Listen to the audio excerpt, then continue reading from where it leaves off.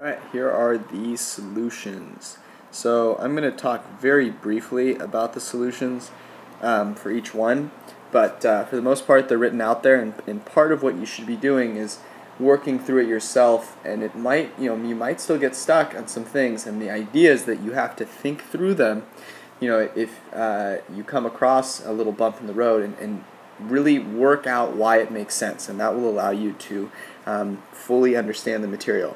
Of course, a good resource if you need to go back and relearn something is to go back to the video where we tackle that aim. So a good example is if you're struggling with how to graph exponential functions, going back to the videos 1 and 2 and looking at your notes will be very, very helpful.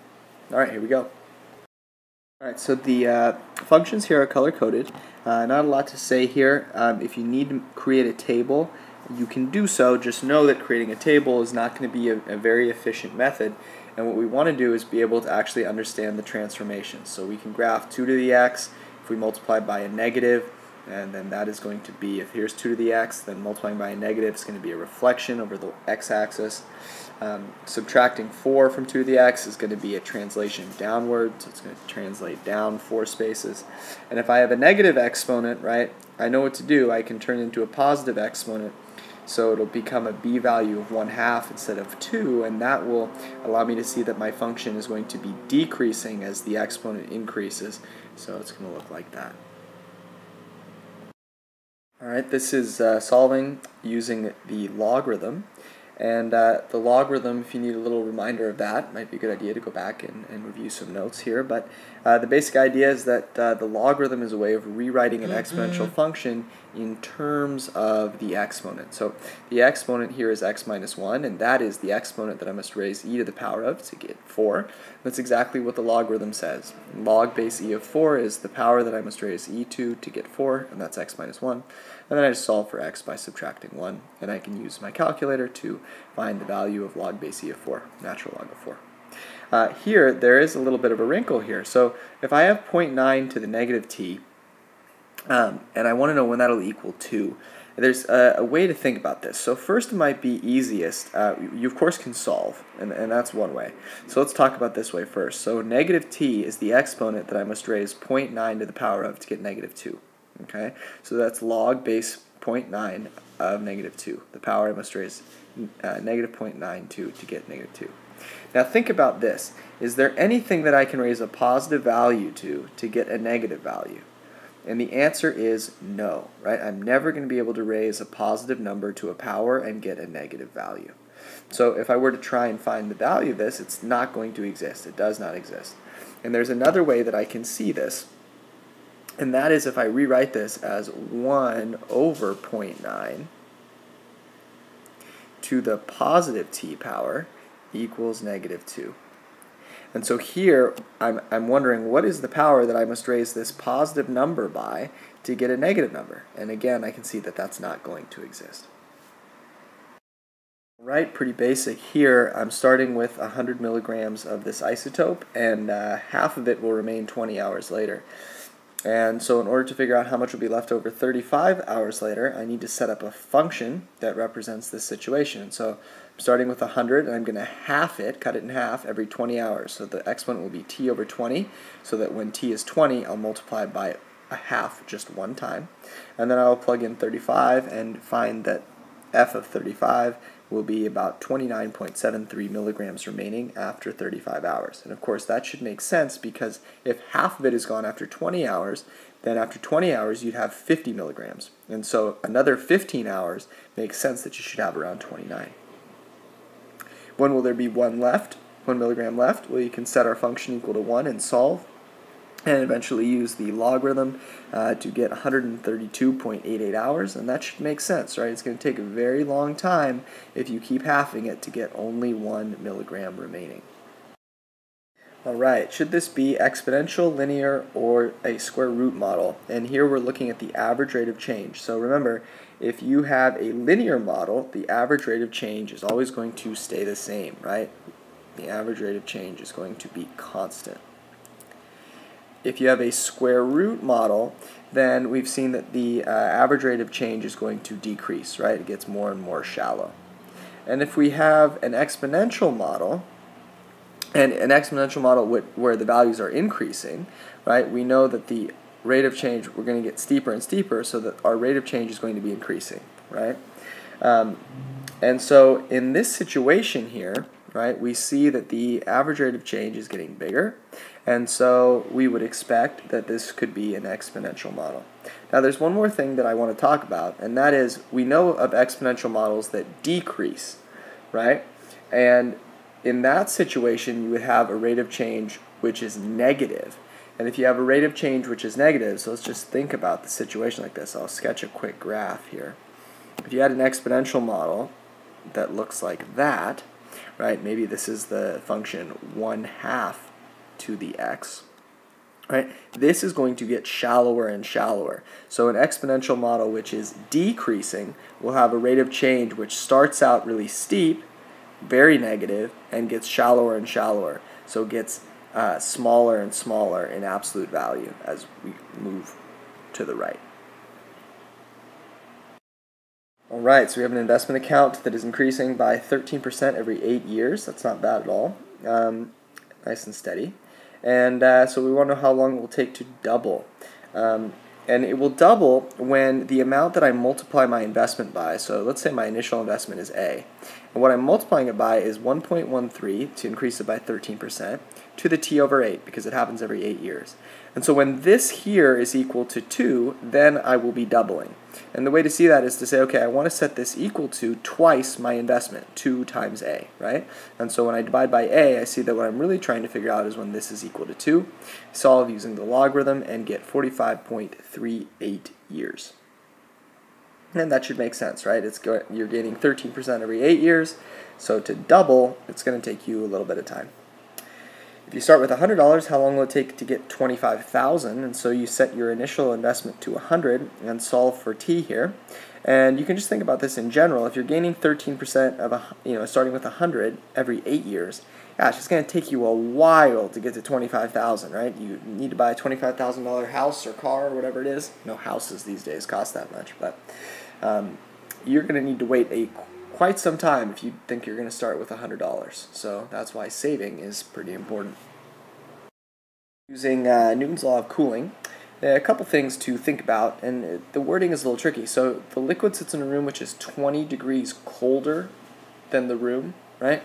A hot liquid sits in a room which is 20 degrees colder than the liquid, right? So what that means is that whatever the room temperature is, the liquid is going to be 20 degrees warmer, right? So when we find out that the room temperature is 75, we put these two together to come up with the liquid's temperature being 95 degrees. So to sketch a graph of the temperature of the liquid, it would probably be helpful to write out the equation, although I don't have to, because we know what the cooling law tells us, right? We're going to start at whatever the temperature of the liquid is, 95, and since it's an exponentially decreasing function, it's going to get closer and closer to the room temperature, which is 75.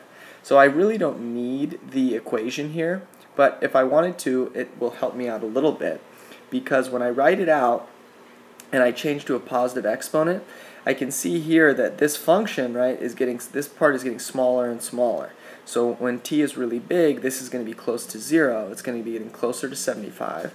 And when t is 0, this is just 20 times 1 plus 75, which is 95, my initial value. So it starts at 95, it's exponentially decreasing and getting closer and closer to 75.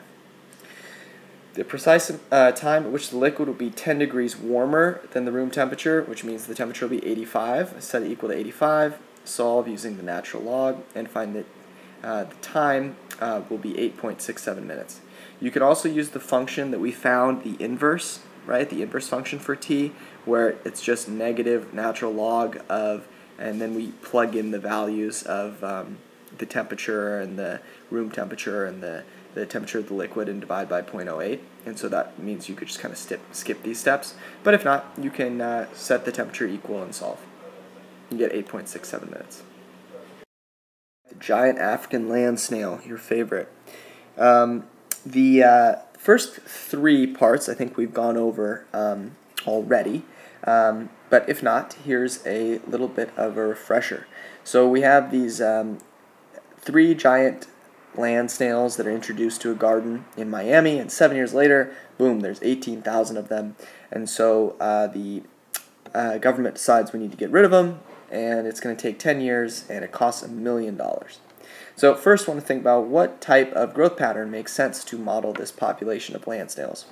And this can be a little tricky to think about, but the way that I think is most sensible is to think about how snails reproduce, right? So let's say that each snail can have, 2 babies a year, or, reproduce 2 babies per year. So they reproduce, and then the next year there's all these new snails that can also reproduce. So they each have 2 children, and each year there's more and more snails that are able to have 2 children, and so each year you're going to have more and more snails being born. And so your snail population is going to increase by more and more every year. And so what is a function that models a growth rate which is increasing over time? And that's an exponential model. So we'd have to say it's exponential. And assuming that this is exponential, what is the function p in terms of t? So the way to figure this out is to say, okay, we know it's exponential, so we can write it as a times b to the t. And, we can plug in the first point, right? So at the beginning, there are 3 giant snails, and so that's going to give us our a value of 3. P of 0 is equal to a times b to the 0, which is a equals 3. And so a is 3. And then we can plug in that next point to solve for b value, which we've done, and b will be 3.46. So my function p is 3 times 3.46 to the t, and that will allow me to think about how the population changes. In particular, every year I'm going to multiply by 3.46. Now, if you multiply something by 3, you're tripling it in value, right? Here you're multiplying by 3.46. A way of thinking about that is it's 1 plus 2.46. And so every year, the part that you're increasing by, the percentage you're increasing by is going to be 246%. It's going to be a big increase, right? Those snails are reproducing at a pretty fast rate.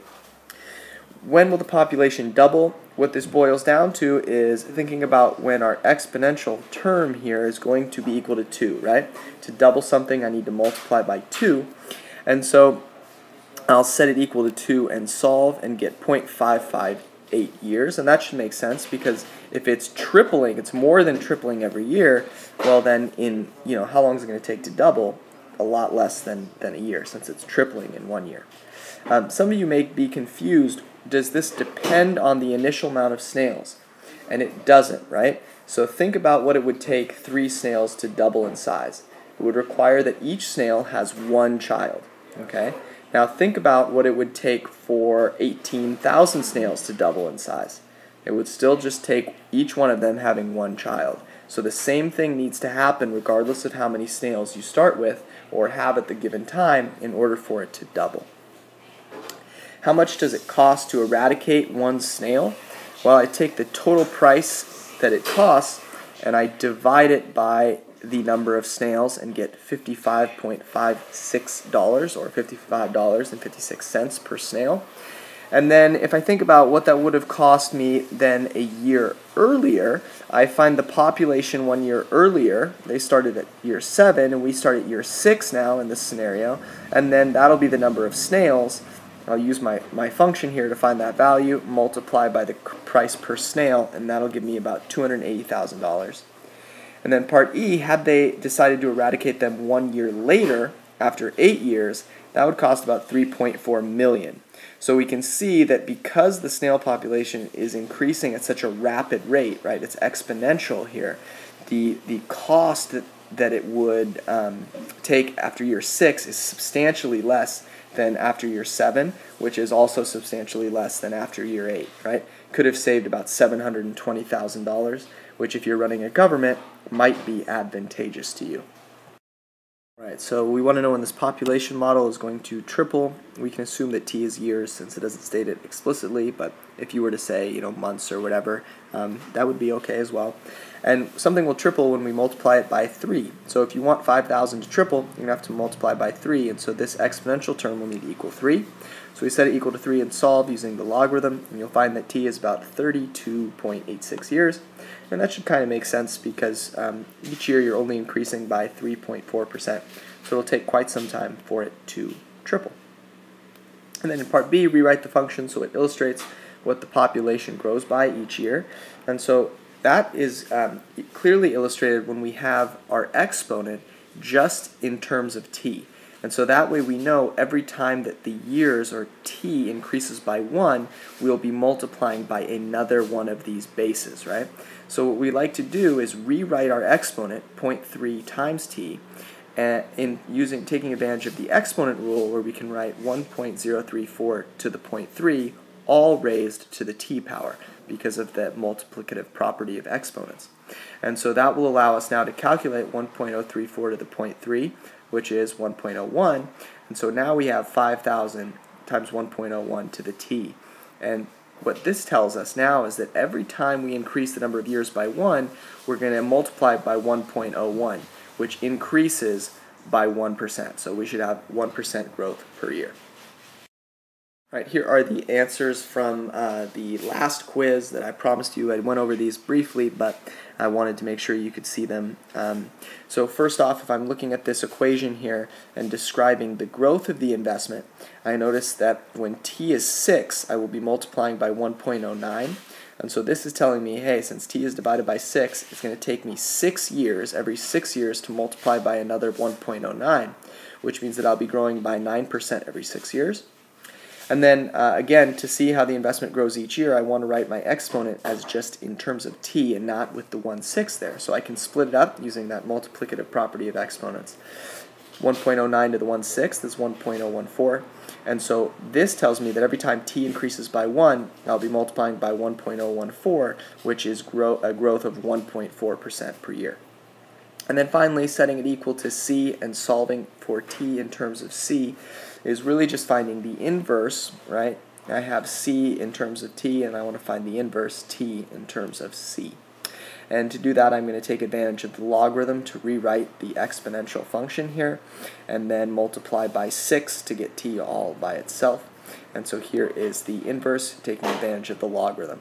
All right, so if I knew my initial value, I would plug that in for a, and then what I have is a function where I can find t, the time, in terms of c, whatever I want my investment to be equal, which might be very helpful if you have a target value that you want your investment to be, and so this way you can just plug in that target value and find the time it takes.